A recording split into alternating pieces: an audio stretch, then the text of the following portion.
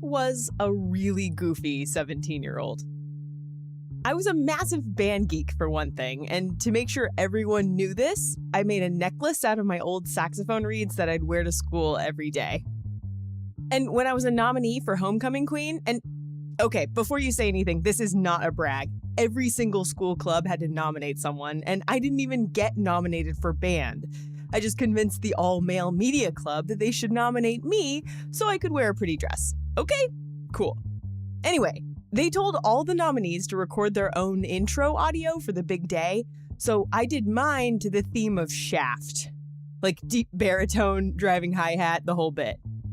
And for my 18th birthday, I had the cake decorator write, "Yay, porn and cigarettes," on my birthday cake.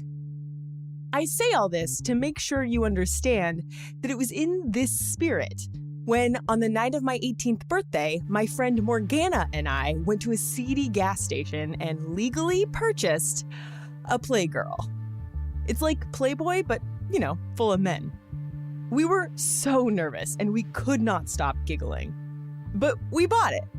And afterward, feeling victorious, we went back to Morgana's car, peeled off the censored plastic wrap, and opened it to find, how do I put this?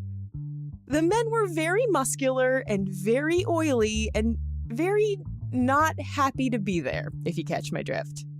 It kind of felt like if I'd bought an issue of Flags Monthly and all the flags were folded up and ready for storage.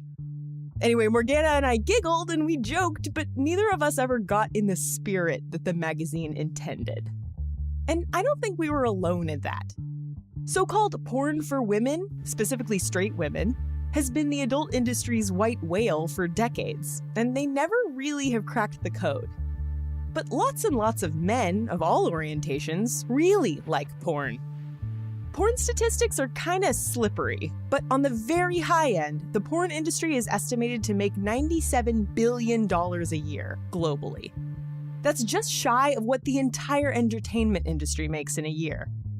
On the low end, the porn industry is closer in value to the NBA, which is still nothing to sneeze at. And a lot of that entertainment can easily be found on the internet. That's alarming to some people. Critics say that porn is harmful. It ruins relationships, it leads people to treat women like objects, and it can cause addictions that upend people's lives. Are they right? Is porn taboo for a reason? That's what we're going to find out today. I'm Ashley Hamer, and this is Taboo Science, the show that answers the questions you're not allowed to ask.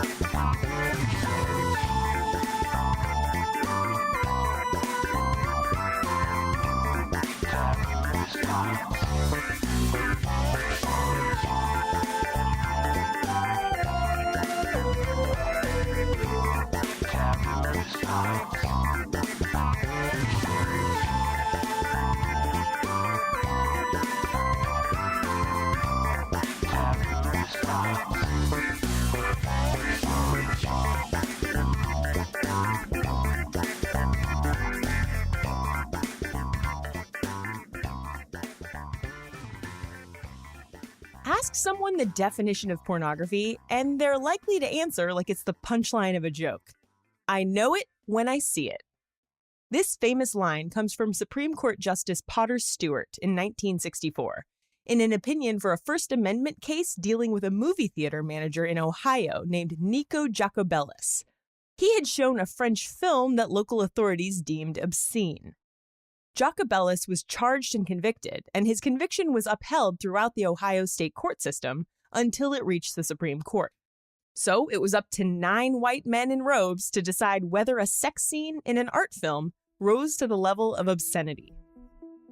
The most interesting part of this case to me is that while 6 of the 9 justices voted to overturn the obscenity conviction, it was all for different reasons. Some said that the First Amendment doesn't allow for censorship at all, full stop. Some said that the film had to be judged based on whether most people would consider its dominant theme to be of a sexual nature. Justice Stewart's famous opinion basically came down to the idea that only hardcore pornography should qualify as obscenity. The quote, in context, went like this. I shall not today attempt further to define the kinds of material I understand to be embraced within that shorthand description, and perhaps I could never succeed in intelligibly doing so, but I know it when I see it, and the motion picture involved in this case is not that. As famous as this line is, it was less than 10 years later that the Supreme Court settled on an actual definition of obscenity. The 1973 Miller v. California decision laid out what is now known as the Miller test. It says that for something to reach the level of obscenity, it has to check 3 boxes. 1. Whether the average person applying contemporary community standards would find that the work taken as a whole appeals to the prurient interest. 2. Whether the work depicts or describes, in a patently offensive way, sexual conduct specifically defined by the applicable state law, and 3. Whether the work taken as a whole lacks serious literary, artistic, political, or scientific value. This is still a really vague definition, and despite the fact that it's been clarified and tightened in cases since, it's still really hard to know what is and isn't obscenity. That's also why pornography still has a lot of legal leeway today. Obscenity is still technically illegal, but it has to be taken on a case-by-case basis. In order for the government to ban the sale or distribution of a specific video, it has to prove that it lacks serious literary, artistic, political, or scientific value. Otherwise, it's protected by the First Amendment. Of course, science doesn't operate on such loosey-goosey definitions. When researchers study pornography, they specify exactly what they're looking at. Right? You know, we did this big review last year, a couple of other researchers and myself. It was led by a researcher out of Western University in Ontario by the name of Taylor Coat that looked at, well, how are people defining and measuring pornography in the literature? And what we actually find is that people don't often actually define it, which sounds ridiculous, but is actually true. We just typically assume that people know what's going on. That's Dr. Joshua Grubbs. He's a professor of psychology at Bowling Green State University who studies compulsive sexual behavior and pornography use, among other things. Now, having said that, we have been pushing, and in my own research, I define pornography for my participants so that there's no confusion. And we just say it's pictures displaying nudity, typically involving the genital area with a goal of promoting sexual arousal. So we typically try to define it as pictures of nudity involving genitals, and the goal of the picture is to make you sexually aroused. So theoretically, fine art, things like that, would not fall under that same category. We'll come back to Dr. Grubbs in a second, but first I want to dive into the history of pornography, which it turns out is really hard to do because of how pornography is defined. How do you know that an ancient depiction of nudity, or even of sex, was designed to promote sexual arousal? Like, for instance, take the artifact that many people consider to be the oldest known example of pornography, the Venus of Willendorf. This little 11-centimeter limestone figurine of a voluptuous female body is dated to between 28,000 and 25,000 BCE. Because of her large breasts and ample curves, she's considered by some to be the earliest surviving piece of prehistoric porn. But there are more interpretations, many with a lot more evidence. The figurine may have been a goddess symbol, a fertility figure, or a good luck totem. My personal favorite theory is that it's a woman's self-portrait. If you were a woman who had never seen a mirror and could only judge your proportions by looking down at yourself, that foreshortened perspective would probably result in an impossibly curvaceous bod not unlike the Venus of Willendorf. Another popular example of early porn comes from the ancient Greeks and Romans. They decorated a ton of stuff with penises, sex scenes, even entire orgies. Definitely ancient porn, right? Well, phalluses were actually an important religious symbol, and the sex scenes may have been religious depictions, brothel advertisements, or just attempts at humor. We don't really know. Around the same time in India, the Kama Sutra was being written. Despite the extreme, often superhuman sex positions it contains, it's more of a self-help book, full of philosophy and advice for wealthy men. Fast forward thousands of years to the 17th century, and Japan develops a culture of visual erotica that was so widespread, it's actually hard to call a lot of it pornographic. Like the Kama Sutra, it may have been designed more for instruction than for arousal. Because remember, pornography has to be intended for arousal. You can use the Sears catalog off-label, but that doesn't make it porn. In that sense, the earliest pornographic media, at least in the West, probably didn't come around until the invention of the printing press. So we're talking sexy prose more than sexy pictures.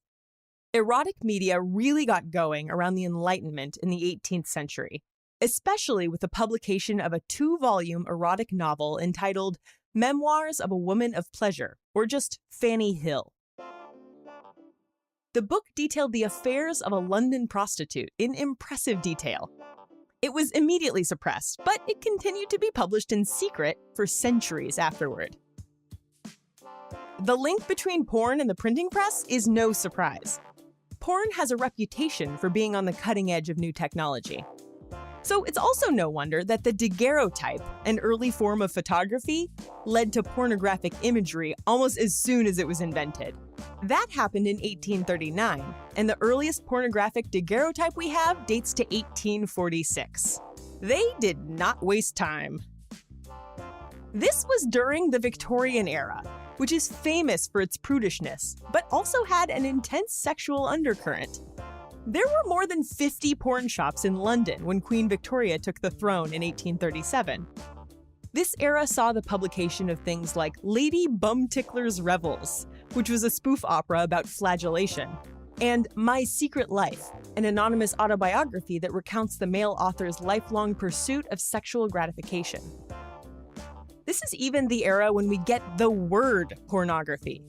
It first appeared in a medical dictionary in 1857. It comes from the Greek pornographos, which means something depicting prostitutes. Fast forward to the turn of the 20th century, which is when we get the first calendar girls. Then, during World War I, American GIs see French pornography for the first time. When they return stateside, there's a big demand for something similar made in America. So along came Esquire magazine in 1933, which, began as a men's magazine. This is where you see all those classic illustrations of scantily clad pinup girls. Still, it was tasteful, artistic. You read it for the articles. And then, in 1953, everything changed. Playboy came on the scene. They dropped the tasteful ruse, and they published photographs of undressed women for the express purpose of titillating male readers. That's considered by many to be the turning point in modern pornography, at least until the advent of the internet. And yes, the internet has led to an increase in porn use. At least, we're pretty sure it has. So it appears that way, yes. It actually took us a long time to establish whether or not that was the case. That's Dr. Joshua Grubbs again. It's not necessarily clear that the internet has led to more men using, although we could argue that it has, but it has certainly led to men in particular, and women as well. There's actually been more dramatic increases for women with regards to frequency of use and variety of use, right? So historically, if we went back 30 years, people had pretty regular access to adult videos and magazines if they wanted them, but they didn't have access to basically infinite variety of pornography within the context of their home. And so we have seen increases in the variety of use, differences in genres being used, things like that. Like I mentioned, not everybody thinks that increase is a good thing. In fact, groups like this are all over the internet. You know how you can't search for a questionable phrase without finding porn of it? Well, I have discovered that you can't search for porn statistics without finding anti-porn websites. Literally, 9 out of 10 results on the first page of Google for the search term porn statistics are for porn addiction recovery or the like. These groups say that pornography is addictive and harmful to individuals and relationships. But then you have another camp that says porn addiction doesn't exist at all. And in fact, porn is a healthy outlet for a person's natural sexual drives. So which is it? Dr. Grubbs studies this exact question, and it seems the answer is both. What I like to study is what makes people think that their sexual behaviors are out of control. And I word it very specifically as in what makes people think their behaviors are out of control, rather than just studying whether or not their behaviors are out of control or what leads someone to be out of control, because a lot of my research is kind of delved into why might someone think they're out of control even when their behaviors don't really seem like they're out of control. And so that's the broad interest here. I mean, I've been into this for over a decade now, and there's the long story and the short story, but the short story is that I grew up in and attended a very evangelical university, and I grew up in a very evangelical culture. And, from 2002 to about 2010, there was a constant barrage of information from folks talking about how everyone's addicted to pornography and it's the new addiction, it's the new cocaine, it's the new heroin, blah, blah, blah. And I just remember thinking, well, this doesn't make any sense. Why do they think everyone's addicted? And then I started studying it, and, a decade later, that's kind of my expertise area. Yeah, let's talk about what leads someone to consider their porn use problematic. Right. So this is a big, complicated area, and this is where most of my research actually has been. And we know for a fact that some people do become excessive, compulsive, or even addictive, if you will, in their use of pornography, which is a fancy way of saying some people can't seem to stop using it when they want to stop. Some people can't seem to control it. Some people spend hours and hours a day and experience very serious consequences in their relationships, in their employment, and in other areas of their life because they're using too much. So one reason that some people do feel out of control in their use is they are out of control in their use. That's pretty well established. Now, having said that, there is also evidence that we've repeatedly seen across multiple samples, and not just in the U.S., we've seen it in European countries, we've seen it in some countries in the South Pacific as well, where some people report feeling out of control. Some people report feeling addicted to pornography, but their use is quite infrequent. I've done a lot of work in the past as a clinical psychologist treating people with problematic gambling behaviors. I have never once met someone that's like, well, I use slot machines once or twice a month. I lost about $10 last month. I must have a gambling addiction.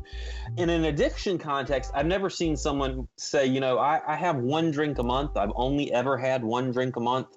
I'm probably an alcoholic.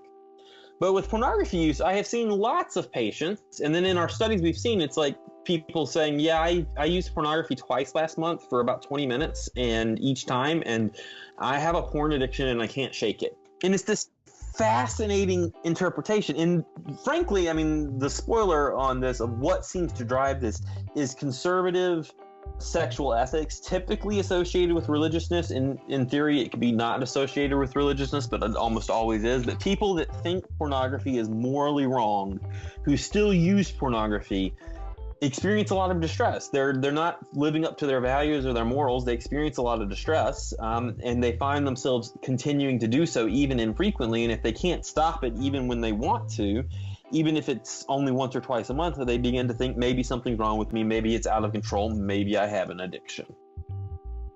Saying that pornography is an addiction is not the same as saying heroin is an addiction. And what I mean by that is everyone has an innate sexual drive of some sort. Some people have very low sexual drive. Some people identify, as being asexual or just not having that drive. But at a biological level, humans have a sex drive, right? Just like we have a hunger drive.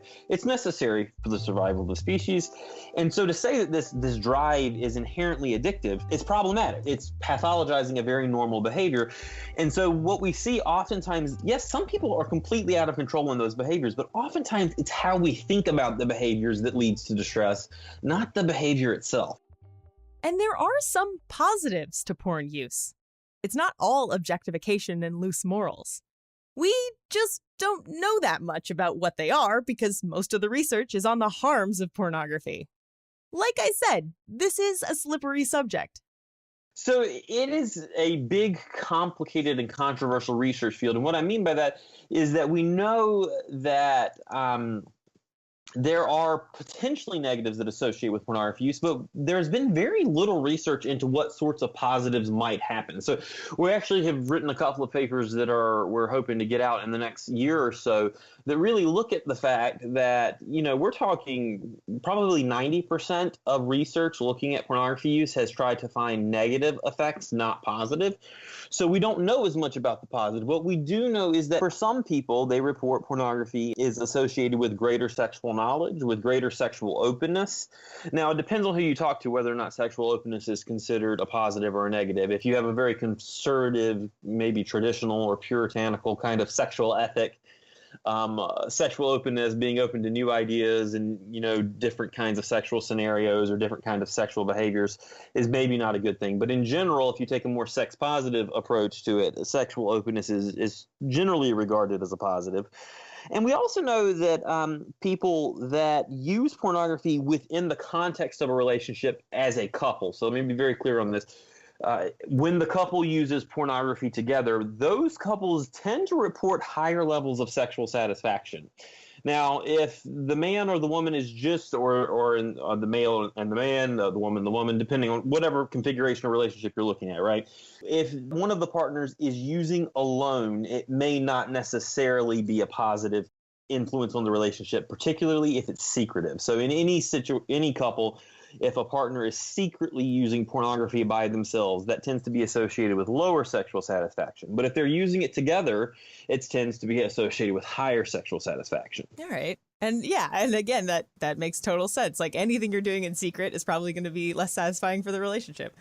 Cool. Yes. Yeah. And you mentioned homosexual relationships. How much of this research is on homosexual sex? Yeah, we have a ton of research on gay men in pornography use and bisexual men in pornography use. And there's some similarities to what you would see in heterosexual men, some differences, but on the whole, there's quite a lot of research there that shows, I would say it's more similar than not, whether it's heterosexual men versus gay men or bisexual men. There's much consistency, whichever group you're looking at. There's very little research on gay men in committed relationships and pornography use, but among the research that is there, we see pretty similar ideas. If they're using as a couple, it tends to be associated with higher sexual satisfaction. If they're using secretly, it tends to be associated with lower. Virtually no research that I am familiar with on lesbian or bisexual women and pornography use, and I don't know of any research at all that specifically targets couples that one or both partners are transgender. So that bit about using it in secret, though, that can harm a relationship. But even still, it's not clear whether it's the porn or just, the secrets. It could be a mismatch of sexual desires. In fact, in at least one study, a researcher by the name of Sam Perry found that if you controlled for solitary masturbation, the effects of pornography on the relationship, the negative effects on sexual satisfaction, completely disappeared, which is a fancy way of saying it really seems like it's a sexual desire mismatch, and that when one partner is masturbating alone frequently in secret, it's not really about the pornography use, it's about the fact that there's unmet sexual needs or that there's an unclear sexual communication there where one partner feels like they can't talk about their sexual desires or their sexual drive with their other partner. There are other concerning outcomes as well, though. We know that people that use pornography more frequently tend to report viewing potential sexual partners in more objectifying terms, which is a fancy way of saying that pornography seems to be associated with sexual objectification of potential sexual partners. This is not universal. Some people use pornography and still, when they're with a real life partner, don't take an objectifying view of them. But people that, on the whole, we do see that association. And what I mean by objectification there is just the idea that the partner that you're with is more of a means to an end and less of a mutually engaged kind of relational or mutual kind of endeavor, even in a casual kind of hookup. But again, does the porn cause the objectification, or does the objectification make people more likely to use porn? Not clear that it's causal. We see the association, so we could say that maybe people that have a higher tendency to engage in objectification of sexual partners are more likely to consume porn, and I think that pathway makes a ton of sense. Like, porn by nature is viewing people doing things on a screen typically as an object for you to use for your sexual pleasure. And I don't mean that with any value judgment, good one way or another. It's just literally that's how porn works. You're looking, the whole purpose of the person on the screen is to provide sexual stimulation to you. So perhaps people that do that in general are more likely to use porn. There has been one study of adolescents that I'm aware of that found that adolescents that reported more pornography at baseline reported more sexual objectification in the future. So maybe that suggests a causal pathway, but it's not that straightforward. Just causality is a lot more complicated than just one thing in the past predicting something else in the future. There could be other variables we didn't measure, so it's just not clear. Porn may also lead to a kind of monkey see, monkey do situation, which isn't always bad. I mean, sex education in the United States barely gives a passing mention of how to actually have sex. So it makes sense that people would use porn to, fill that hole. But porn isn't really designed for that. I mean, you wouldn't learn how to drive from a Fast and the Furious movie, and you wouldn't take etiquette lessons from the Real Housewives of Beverly Hills. It's all human behavior turned up to 11. It seems that both young adult men and young adult women often do use pornography as a source of sexual education for sexual ideas, to learn about different sexual techniques. And that actually could be one of those things that people would argue is problematic, because if you talk to anyone that regularly produces pornography or anyone that's a professional pornographic actor, they will tell you that porn sex and real sex are not really the same thing most often. Right. It's like the Hollywood version. Yes, it's the Hollywood version. You don't typically have pizza delivery men and plumbers coming to your house for sexual encounters and things like that. Right. This is related to a phenomenon in social psychology research called script theory, which basically says that we internalize narratives about how a given situation is supposed to happen. So, like, if you're raised in the US, your script for a wedding ceremony says that the bride wears a white dress, and the groom wears a tux, and the bride walks down the aisle. There's a version of this called sexual script theory, and that's the thing that porn might be messing with. So sexual script theory is the notion that we also have these approaches to sexuality. We develop and internalize scripts that inform how we approach sexual encounters. As it relates to pornography, there is some thought that pornography may be how people learn to develop those scripts. And if they are only using pornography, they may be developing wildly unrealistic scripts for how sexuality is supposed to look. But enough with the harms of porn. It's time for a really obvious question. Who consumes the most porn? Well, I mean, it depends on how you want to ask that. Men in developed nations, though, is probably the best answer, right? So, and I say developed nations simply because we're talking about people who have access to the internet and access to internet pornography. But by almost every available metric, it appears that men use pornography at much higher rates than women. It's not to say that women don't use it. It's not to even say that a lot of women don't use that. We actually know that quite a few women use pornography, a substantial portion, but both in terms of sheer quantity of people and amount of time spent viewing, men are using more. What do you think the reasons are? Is it something inherent to women? Is it about how it's marketed? Is it about who makes it? I think the answer is probably all of the above, right? So there are certainly probably biological differences in sexual drive that come to play here. And I don't mean all men are more sex crazed than women, blah, blah. I mean that the way that men approach sexuality on the whole, as a general collective, not every individual man, there's huge variability here. But we do know that across mammalian species, even, that the way that males approach sexuality versus females is a little bit different. So that's probably part of it.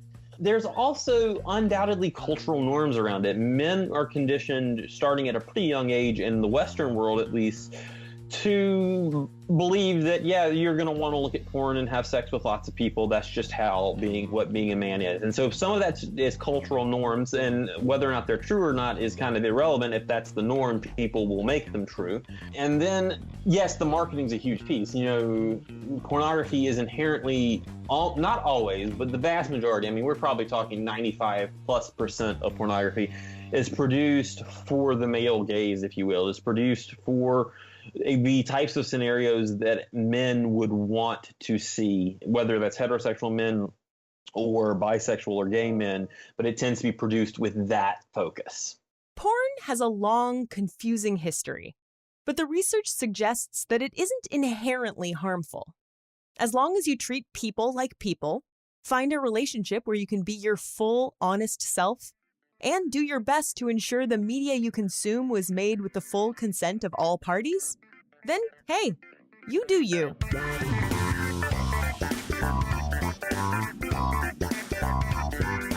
Thanks for listening. Taboo Science is written and produced by me, Ashley Hamer. The theme was by Danny Lopatka of DLC Music. The Justice Potter and Miller test quotes were read by Jonathan Pritchard of the podcast Mind Reader University. You can follow the show on Twitter, Facebook, and Instagram. Just search for Taboo Science, all one word. Or you can just visit the website to find it all. That's tabooscience.show. If you liked this episode, it would really help out for you to leave a review on Apple Podcasts. If you want to suggest a topic for me to cover on a future Taboo episode, email me at ashley@tabooscience.show. I'm super excited about the next episode. It's all about penises! Ah! You can expect that to hit your feed in 2 weeks, so please make sure you're subscribed. That's all for now. Catch you later.